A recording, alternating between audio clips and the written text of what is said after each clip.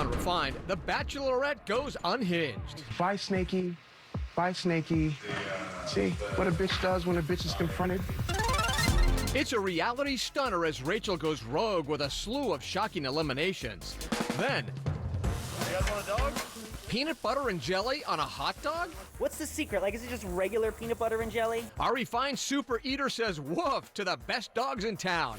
Plus, we hope you saved room for a 12-egg omelet. Cheers. The Refined team tracks down Western Washington's most monstrous meals. Seattle Refined starts now. Hey everybody, welcome to Seattle Refined. I'm Gard Swanson. Electricity is in the air as Western Washington gears up to celebrate Independence Day tomorrow. Now, besides the fireworks and spending time with family, the 4th always means great food, right? So today on Refined, we are going to celebrate some of our favorite new places to eat around the Sound. But first, it wouldn't be Monday if we didn't sink our teeth into one of the juiciest morsels on television first. Refined's Britt Thorson gets you ready for tonight's episode of ABC's The Bachelorette. If tonight's episode is anything like last week's Double Dose, the guys better watch out because Rachel's got that man-swatter out and they're dropping like flies. When we last visited Bachelor Nation, Kenny and Lee were fighting like an old married couple who can't agree who should empty the cat box. What I felt like was a situation that was a dead issue, apparently is not a dead issue. So how is it not dead? Well, here's how it's not deadly. Apparently, Rachel thinks that I kind of flew off the handle on some. Please, Lee. Please, Lee. Here's it again. Here's what we're going to do. We're going to keep this as it is. I don't need to We'll talk about squash this. it. This is That's negativity, fine. and I it's for know nothing. because you're caught in your snaky ways. Bye, Snakey. Bye, Snakey. See what a bitch does when a bitch is confronted? More on those two in just a second. But first, Rachel's path of destruction, and the first piece of lumber on the chopping block is Creepy Jack. I think you're a really great person. See as Rachel brilliantly executes the old "it's not you, it's me" strategy. But trust us, Jack, it's you. Pack up your disturbing stare and go. Things get even more brutal at the next rose ceremony, where Rachel 86's Iggy the Gossiper and that weird guy who likes to tickle people. I gotta get back out there and look for a girl who appreciates a good set of tickling. Good luck with that. Up next, Rachel announces it's time for guys to get out their passports. We're going to Oslo, Norway.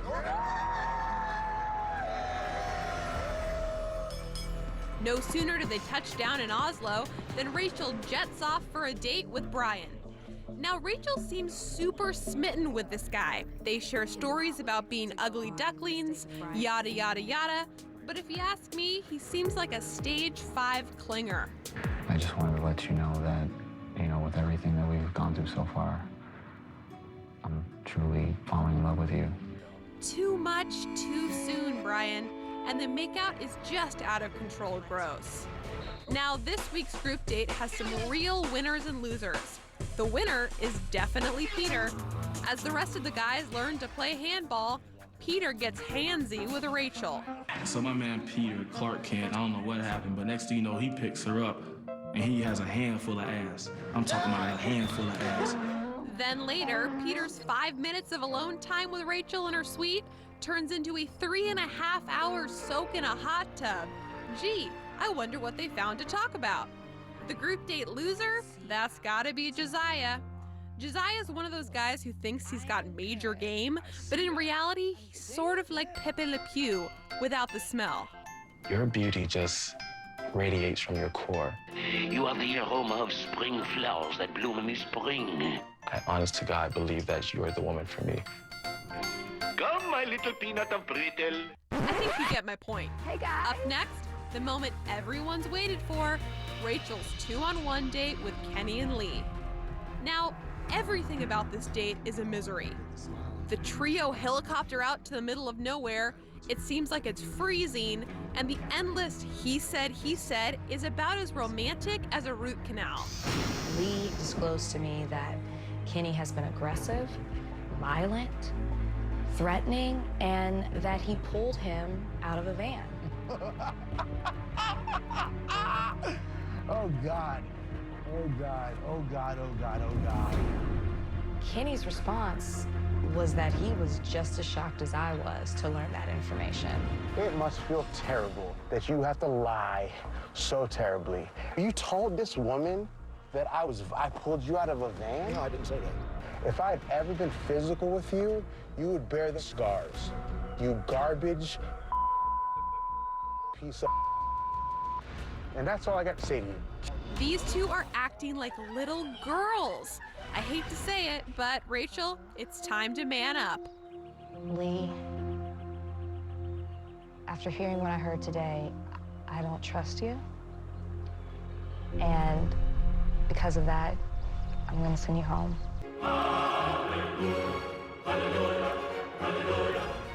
Moving on to the next rose ceremony, Rachel is still in a foul mood from her date with Kenny and Lee, and sends home both Anthony and Josiah. Nobody in this house thought I was going home. Nobody. Actually, we did. And you are. Bye-bye. Now pay attention, because I'm gonna move through this next part kind of fast. Rachel takes the guys to Copenhagen. She goes on a date with Eric. They make out in a hot tub. Are you sensing a pattern here? He confesses he's never been in love before. They make out some more. He gets a rose. The next day, Rachel goes on another group date. The guys learn to be Vikings. Adam gets hurt. Kenny gets hurt. Britt goes to the kitchen to get a glass of wine and maybe nods off for a minute or two. When Britt wakes up, she discovers Kenny and Rachel in another intense conversation. Kenny really misses his daughter back home, and Rachel seizes on the opportunity. I feel like if I'm just keeping it absolutely 100, That's what I want you to do. I feel like you should go home. On to the final rose ceremony, where the axe falls again, this time on Alex, who I'm sure is a great guy, but if I'm being honest, I'm not gonna miss him. I'm here to find a husband. I'm here to find the one. But there's a possibility that it may not happen, and that's when I get terrified. Now, if you're keeping score at home, that's 8 guys Rachel sent home last week. Let's see how the remaining 6 do tonight at 8 on Como. And remember, we'll have the full recap for you online first thing tomorrow morning. Think you have what it takes to find love on The Bachelor? Then mark your calendar. The Bachelor opening casting calls is coming to Seattle in just about 2 weeks. Ladies and gentlemen looking for Mr. or Mrs. Right are invited to join us at Pacific Place on Thursday, July 20th to audition to be a contestant on the show. Save the date again for July 20th at 3 p.m. To find out how to register in advance, log on to our website. Refined is just getting started. It's kind of messy, but it's worth it. A Seattle sandwich shop with a New Jersey-size attitude. And the sandwich is wonderful, and it's mean. And speaking of mean, the Seattle hole in the wall with the 4th best cheeseburger in America and how they really hurt my feelings. That's next.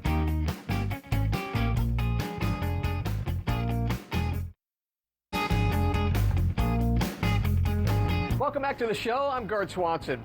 Tomorrow is 4th of July, and that means many of us will enjoy the most American of meals, a good old-fashioned hamburger. But did you know Seattle boasts one of the top 5 cheeseburgers in the U.S.? According to Thrillist, the burger from Loretta's Northwestern down in South Park clocks in at number 4 on its list of the 100 best burgers in America. Now, we tried to send our crew down to Loretta's to see for ourselves, but the owners kept blowing me off. And the lady who answered the phone also threw me some serious shade. Fine, I get it, Loretta's. I won't come down. But if you've had this burger, shoot us an email and tell us what you think, because it's supposed to be amazing. If you're headed to a 4th of July barbecue tomorrow, chances are there will also be some hot dogs on the grill. Now, most folks take their Frankfurters with a little mustard, maybe even some onions, but our refined super eater found some Seattle spots where the dogs are going off-leash.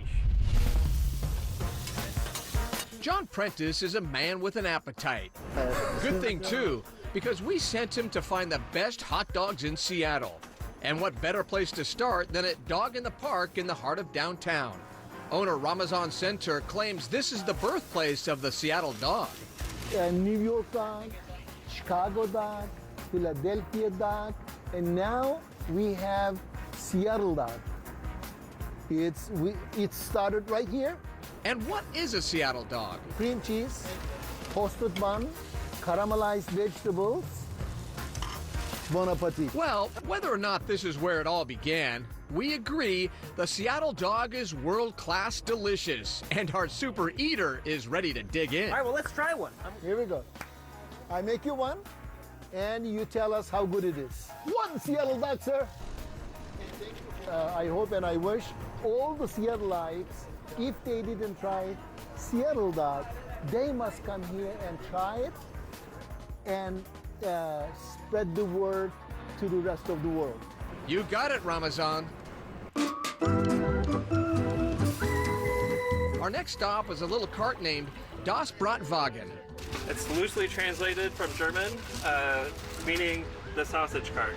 Owner Alex is out rain or shine, grilling up the best German-inspired brats in town. John steps up to the plate and orders the German. So it's just a 1/3 pound smoked brat with sauerkraut on top. And there's a variety of German mustards to top your brat. Some of these sauces I make myself, or mustards. Like this one, for example, is my gotcha mustard. What's in that? Yeah, it's a sriracha mustard made with the smoky garlic onion mustard. Yeah, that sounds excellent. This is a fantastic sausage. You can really tell it's just a good quality meat. I like that the sauerkraut isn't too sweet, and the gotcha sauce has a nice kick to it. Really awesome job. Thank you very much. Appreciate it. It's awesome. Yeah, there you go.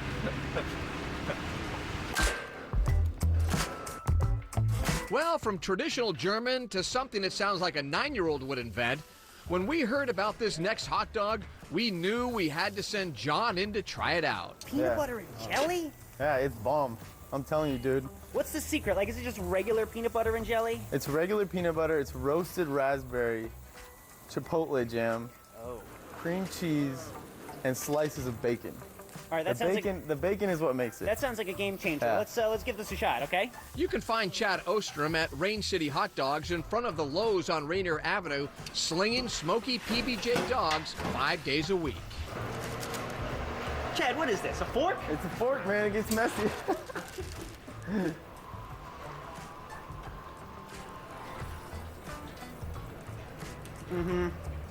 Yeah. You nailed this. This is fantastic. It's got that savory sweet thing going on, a little bit of chipotle in the jam. It's fantastic. Nice job. Really good. Did we miss your favorite hot dog spot? Drop us a line at hello@seattlerefined.com and let us know. Coming up on Seattle Refined, we make reservations at the I-District's oldest Chinese restaurant. The almond chicken, and I remember the barbecued pork. This is as good as ever. The great food and friendly service that has this place still going strong after 80 years. That's next. But first, Refined viewers, we need your help to find the top spots for summer around Western Washington. It's a little thing we call the So Northwest Awards. From the best cocktails to the best places to meet a summer fling, we want to know your favorite spots. To see all the categories and vote, log on to SeattleRefined.com, click on the Lifestyle tab, and select SONW.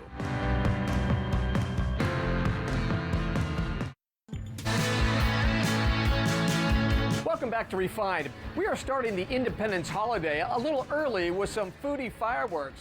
Like most big cities, restaurants can come and go here in Seattle in a blink of an eye. And just recently, a pair of iconic spots announced big changes. After nearly 40 years in the same spot, FX McCrory shut down last month. The owner says McCrory's will rise again in a new spot somewhere in Pioneer Square. The Space Needles restaurant will close in September for renovations. It will reopen next May with, get this, a glass floor. Yikes! But while time and tide wait for no man, Refined discovered a restaurant in Seattle's International District that is the exception to that rule. It's like stepping back into time. It hasn't changed at all in 40 years. And I agree, it hasn't changed a bit. So the reasons we came here for originally are still here. How's everything here? All right, good. Tai Tung has been a fixture in Seattle's International District since 1935, serving up classic Chinese dishes all day, every day. I came to college here, and being stuck in the U District, we were always looking, let's go someplace other than Herfy's on 50th. So a couple of fraternity brothers, Bob Branham and Bill Wheeler, said, let's go try this place, Tai Tung. I'd never heard of it. I thought, what a chance to get out of the district. We came down here, fell in love with the place. It was just absolutely great. We open every day, yeah, and I will work every day. from open to closing. Harry Chan is a third-generation owner of Tai Tung, working in the restaurant since 1968. You'll find him behind the counter, welcoming guests as they walk through the 80-year-old swinging doors. We have a lot of the regular customer, and and the customer is generation in generation. So far, we have some customers that 5 generations. And another reason why the people come here is for the good food, good service, friendly environment, and reasonable price. It's Harry's personal touch that customers say sets him apart. He's so personable, it's almost like seeing an old friend right away. And today, a conversation we'd never had is he found out I have 5 kids, and I found out he has 5 kids. And we talked about that exchange stories for quite a while. When you're at the counter here, it's a different sort of atmosphere because it doesn't seem to matter whether you're black or Indian or whatever. Everybody in Tai Tung's a friend. Over the years, Tai Tung has served everyone, from Bill Gates to Olympic gold medal winner Apollo Ono to celebrity chef Tom Douglas, who recently called Tai Tung one of his favorites. But there's one guest who has his very own section. We call it a Bruce Lee table. That's the area that he used to come when he was in Seattle. This is Bruce Lee's favorite booth. He ordered chow mein and fried rice when he dined at Tai Tung. And if you ask Harry for a recommendation on what to order, he's going to point you toward the wall behind him. The first thing I tell them, look at here first, before you look at the regular menu. This is our special. The almond chicken, and I remember the barbecued pork. This is as good as ever. And while customers savor the food, Harry savors the joy of continuing a proud family tradition. I have been doing that so long. Say if I don't do that, well, I don't know what to do. I miss all my customers. I love it to work here. We'll be right back. Welcome back to Refine. We like to celebrate the weird and the wonderful when it comes to food on this show. From perfectly plated fine dining to deep-fried, sloppy, and delicious. And sometimes, we have to admit, we just like it supersized. That's why we are completely blown away by the article on our website celebrating Seattle's most gluttonous meals. From the 12-egg omelet at Best Cafe to the seafood poutine at the White Swan. These menu items are not for the faint of heart or the small of stomach. Check them out at SeattleRefined.com. From monster-sized food sandwiches that are just plain mean, our Refined crew is still talking about a little shop we stumbled upon in Ballard where there's no extra charge for the East Coast attitude. Refined's Carrie Brandenburg has more. And the sandwich is wonderful, it's mean. Tucked away beneath the Ballard Bridge, Mean Sandwich is building a strong fan base. I ordered the steak tartare club. I love it. I think it's amazing. I got, what is it called? Midnight at the Oasis. Super tasty, vegetarian. Really loved it. Husband and wife duo Kevin and Alex are finding happiness and success with their small shop, but the road here wasn't easy. Rave reviews oftentimes don't result in rave financial success, unfortunately. They owned a fine dining restaurant on the other coast in Jersey City that served up creative dishes, but it didn't click with customers. If it's just the critics liking us, like what are we doing? Yeah, what is the point here? I think we lost sight of what we intended to do in the first place, which was be a neighborhood restaurant. So we're making a mean sandwich, the namesake. Okay. Mint and mustard, which sounds so weird. Then on the corned beef, we drizzle some maple syrup. You get all these flavor elements that work together well. Here we go.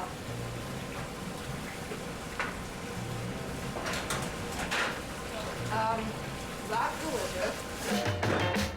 The sandwich is delicious, but can I just say, you had me at potatoes. These potatoes are delicious. From the food, to the owners, to the atmosphere, it looks like the second time may be the charm for Kevin and Alex. Cheers.